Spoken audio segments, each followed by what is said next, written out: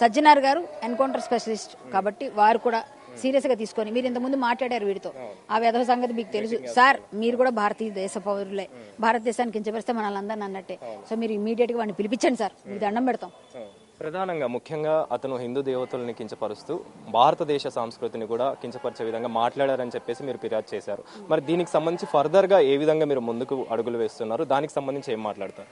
భారతదేశ పౌరురాలిగా వాడి పౌరసత్వం ఇక్కడ ఉంచుకొని కూడా మనల్ని అంటున్నాడు కాబట్టి వాడు భారతదేశానికి విద్రోహ చర్యగా తయారయ్యాడు. సో మన శత్రు దేశాలను పొగుడుతున్నాడు, చైనాని, థాయిలాండ్, అవన్నీ మంచి మంచివి, మనకు కాదు, మనం రేపిస్ట్ కంట్రీ అంటున్నాడు. వాడికి కంట్రీలో ఉండకుండా వెళ్ళిపోతాడు అంటున్నాడు కదా, వాడికి శాశ్వతంగా సభ్యత్వాన్ని రద్దు చేసేయండి.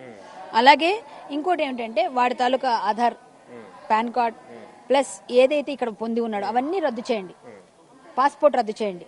వాడు ఎక్కడికైనా పోనివ్వండి, మనకు అనవసరం. వాడికి అవసరం లేని కంట్రీలో ఎందుకు ఉండాలి, వెళ్ళిపోమనండి. ఇక్కడ నుంచి ఎవరు కూడా సబ్స్క్రైబ్ చేయకండి, వాడి మీద రిపోర్ట్లు కొట్టండి, వాడిని ఏదైనా చేయండి, అయిపోతుంది. ఆ పని చేయండి. అలాగే వాడిని మాత్రం ఒకసారి భారతదేశానికి రప్పించండి, ముందు ఈ కేసును తేల్చండి, కొన్ని రోజులు జైల్లో శిక్ష పడినాక అవన్నీ చేయండి, ముందు మాత్రం చేయొద్దు.